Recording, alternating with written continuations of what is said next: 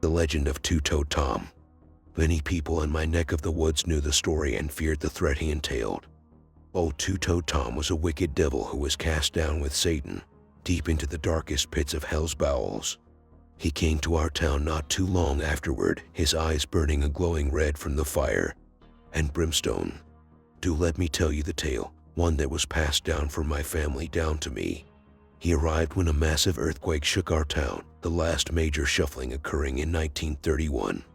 Two-Toed Tom took roost in our town's swamp, saying with a loud voice, "I have made this town my dominion, and the people my footstool." Overnight, tons of the town's livestock disappeared. Trails of blood were left, to which townspeople followed to the swamp.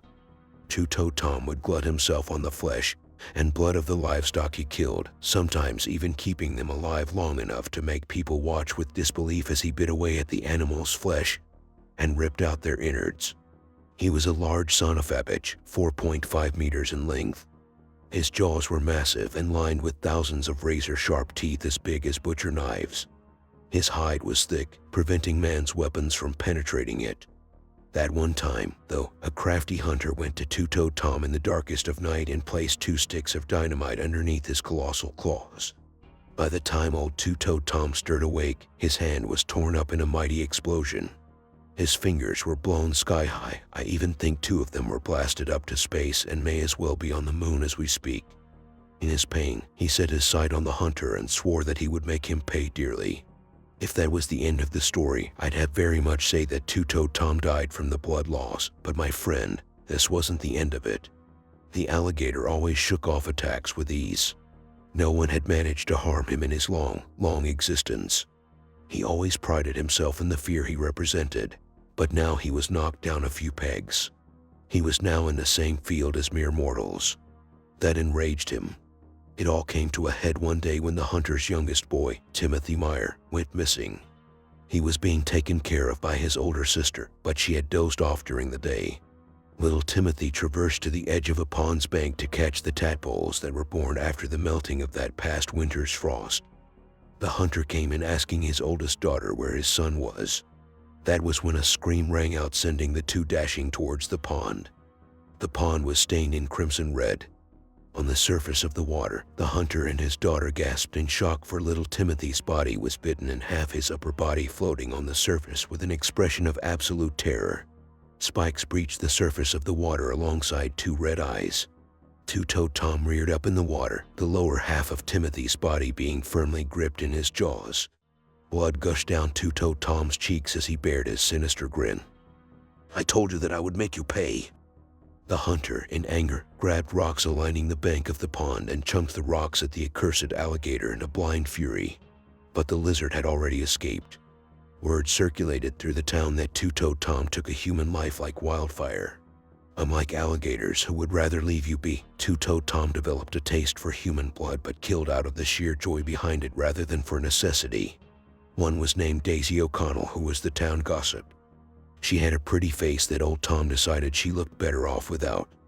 He bit her head off in one go and chewed it to paste between his massive teeth.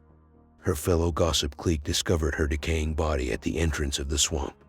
She was splayed out like how some hunters would mount their kills to show off their hunting skills. The group of 5 women who made up the clique met with grisly fates not too long afterward. One woman's body was found in her bathtub, completely stripped of her skin, reduced to a chunk of meat. Trails of 2-toed footprints served as Two-Toed Tom's calling card, and sometimes he would deliberately set up trails to let people know that he was around.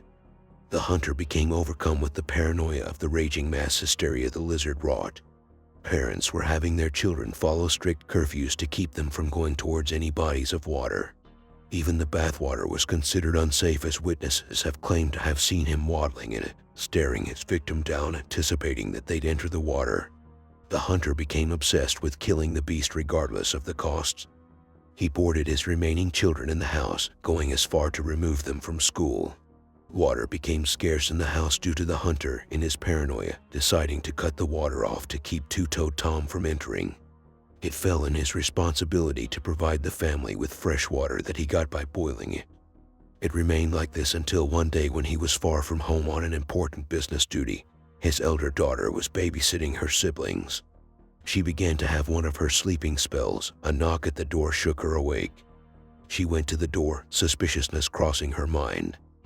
"Let me in, let me in." A deep, gravelly voice bellowed out. "Who is this?" she asked. "A family friend," the voice announced, now sounding less human.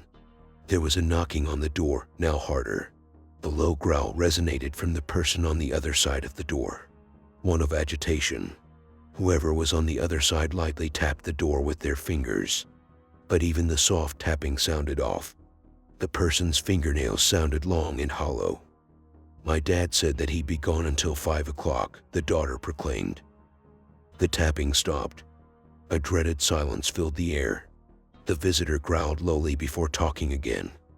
"I work for your daddy." "You do," the daughter said, her eyebrows raised. "He was working one of the cotton gins and his arm got ripped off," the visitor breathed slowly. "He's in grave harm." The daughter became bewildered. Despite her father's warnings, she loosened the bolts on the door and opened it.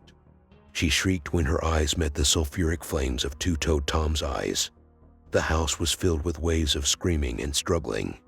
The daughter fought back against the beast with all her might, while additionally trying to shield her siblings to no avail. By the time the hunter returned home, blood filled the floors along with the mangled bodies of the hunter's children. On the wall was a message carved into it. "I told you I would make you pay."